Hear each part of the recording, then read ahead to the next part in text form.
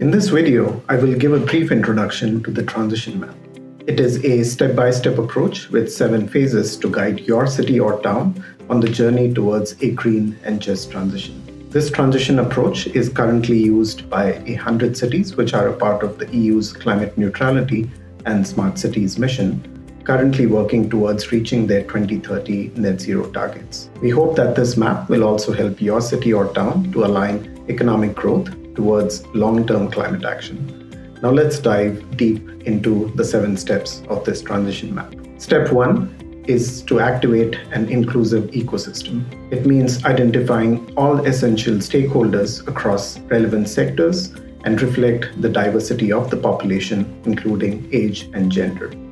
The ecosystem should also include non-traditional voices which are not a part of the planning process. This step helps co-creating a shared vision of what the transition means for a city or town. It also helps mobilize wider support, advocacy, and leadership to work collectively towards achieving this transition. Step 2 is building a strong mandate.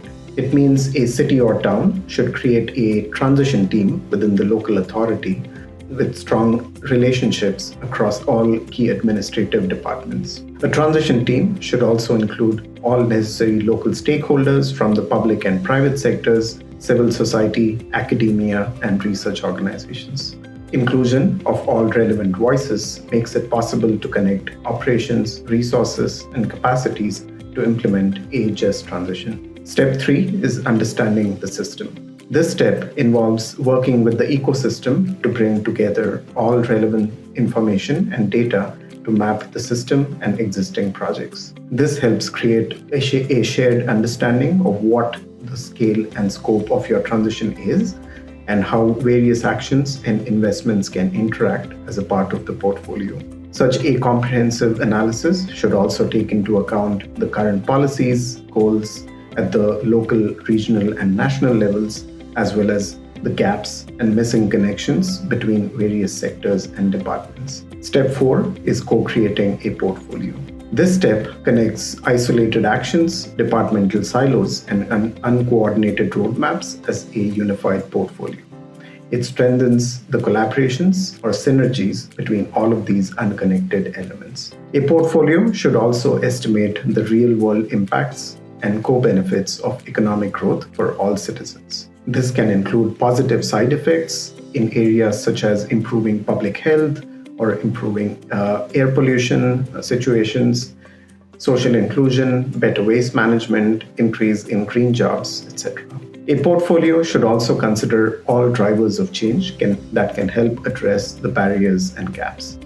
These drivers can include technology, governance, policy, regulation, finance, citizen engagement, and social innovation. A portfolio logic also acts as a de-risking instrument for all the future investments of your city or town. It helps identify what does a municipality need to learn about and test today to be more competitive and thriving in the future. Step 5 is taking action for transformative change. Effective action requires innovative governance. For this, capacity building might be necessary to adapt a city or town's resources, expertise, and administrative structures to implement the solutions in the portfolio. Implementing the portfolio also needs a wide range of stakeholders to contribute to the transition. It may include local utilities, businesses, NGOs, households, community groups, etc. The transition team should be sufficiently empowered to coordinate across all these various organizations and groups. Step 6 is to learn and reflect to dynamically manage the portfolio. This step helps develop an organizational culture in which risks, challenges, and progress in a continuously changing context could be signaled early and acted upon in a flexible manner. Peer-to-peer learning is critical to achieve this. It not only transfers knowledge about which solutions are working and why, but it also helps build mutual trust. Creating such a safe environment is important to openly discuss barriers and failures and come up with ways to address them. Such a reflexive approach of testing, learning, iterating, and adapting helps build confidence in achieving the expected impacts. It also ensures insights are captured in real time to better inform decision making and strategies. Step 7 is making it the new normal. A robust monitoring and evaluation and learning practice helps report and widely communicate the progress made. This helps establish the implemented solutions within your organizational structures, teams, and processes. This step also helps mainstream what a good transition looks like. These actions can embed new and better procedures that speed up inclusive decision making and effective collaboration. This last step also formalizes new rules and new standards that helps the most efficient practices being widely adopted by local authorities and local institutions.